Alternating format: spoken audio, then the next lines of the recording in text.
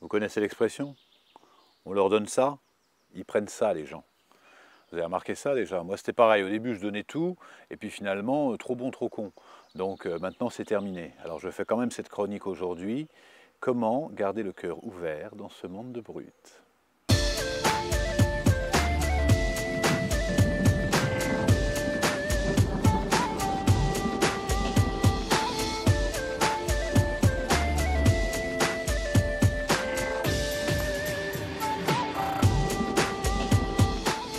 Bonjour et bienvenue aux Chroniques du Moulin. Je suis vraiment ravi de vous accompagner, je suis ravi de vous accueillir au Moulin de Beaupré. Vous êtes comme à la maison ici, ou en tout cas comme au parc. Vous avez remarqué en plus, on a quelque chose, on doit être sous la bonne étoile parce qu'à chaque fois qu'on tourne, on a un temps magnifique. Donc c'est une joie de partager ça avec vous. Je suis très heureux de vous accueillir à chaque fois avec des thèmes différents qui évoquent notre dimension spirituelle et notre dimension psychologique, relationnelle, parce que ça va ensemble. Et dans cette dimension du corps, du cœur et de l'esprit, il y en a un qui est souvent bien à la ramasse, c'est le cœur. Le cœur qui soit est très ouvert parce que voilà, on aime les gens, on est heureux, on est joyeux, on est happy, on a envie d'accompagner chacun. Ou alors, à d'autres moments, on est fermé, on est méfiant, on a peur. Et bien sûr, vous avez probablement remarqué que quand on a le cœur ouvert, quand on est confiant, quand on est joyeux, on attire à nous des situations et des personnes rayonnantes, joyeuses et paisibles. Et quand on est soi-même fermé ou quand on est dans la peur ou quand on est dans la colère, on va attirer à nous des situations ou des personnes qui sont elles-mêmes dans la colère, dans la peur ou dans le manque d'énergie en fait. On attire vraiment à nous ce qui nous ressemble. Et dans une journée, dans une semaine ou dans une vie, obligatoirement, on va passer par des moments où on a le cœur grand ouvert et des moments où le cœur est fermé. Le tout, ça va être comment on va pouvoir réagir quand notre cœur est fermé pour réagir dans cette situation. Et il y a sensiblement trois situations quand le cœur est fermé, ou quand on est en colère, ou quand on a mal. La première situation, c'est se dire « je suis en colère » ou « je suis triste » ou « je suis mal » à cause de l'autre. Parce que l'autre, c'est un pervers narcissique, c'est un manipulateur, voilà, c'est quelqu'un qui a voulu abuser de la situation, donc c'est à cause de lui si je suis mal aujourd'hui, et donc je vais fermer mon cœur parce que j'ai voulu trop donner, mais les gens abusent, je vais remettre l'autre en question. Des fois, c'est je vais me fermer et je vais me remettre en question.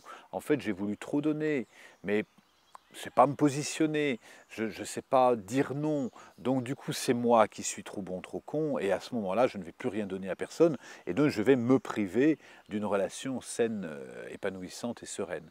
Donc je disais trois extrêmes, le premier c'est de mettre l'autre en question, le deuxième c'est de se remettre soi-même en question, le troisième c'est de remettre la relation en question et de se dire comment je peux apprendre de cette situation pour non pas me rejeter ou rejeter l'autre, dénigrer l'autre ou me dénigrer, mais comprendre comment fonctionne la situation.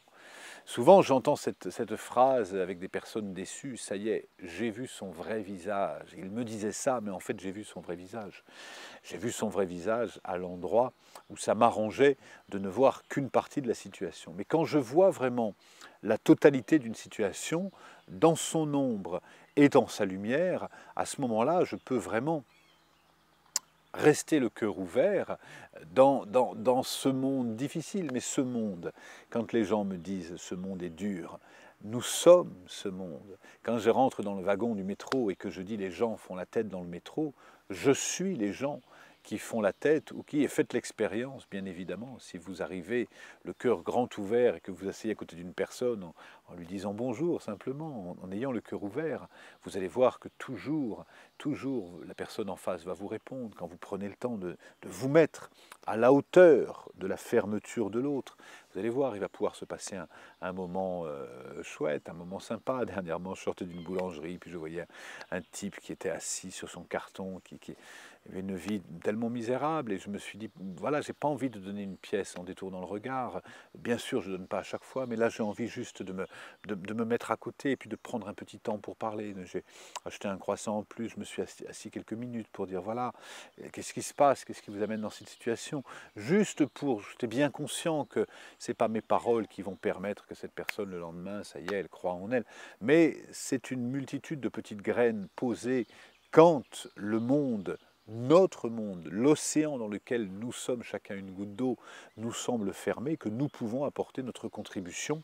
Comment? En soignant nos trois corps. Le premier, c'est l'ancrage, en étant enraciné, en étant vraiment dans la matière, ancré. On est ici et maintenant. On ne se laisse pas embarquer par nos peurs, on ne se laisse pas embarquer par nos pensées qui nous amènent ailleurs, on ne se laisse pas embarquer par nos fantasmes. On reste ici, là, maintenant, dans ce qui se passe ici et maintenant. Le deuxième, c'est le cœur. Est-ce que j'ai le cœur ouvert? Est-ce que je peux voir la beauté de cette personne, de cette situation ou de ce qui m'arrive?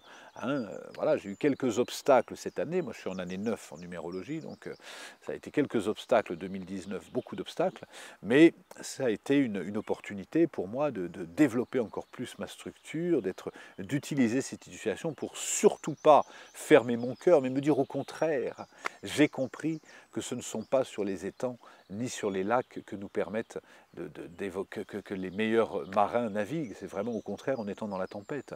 Donc la première intelligence, c'est l'intelligence vitale, d'être ancré, enraciné.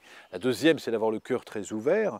Et la troisième, c'est d'être relié au niveau de l'esprit pour développer le discernement, écouter l'autre et développer le discernement avec lui, être vraiment dans la conscience avec lui. Et quand on est dans ces trois intelligences, on va pouvoir naviguer. Alors bien sûr, c'est plus facile d'être détendu et quand on pratique la méditation et qu'on est dans un temple, les gens viennent pour ça, on est dans un endroit magnifique.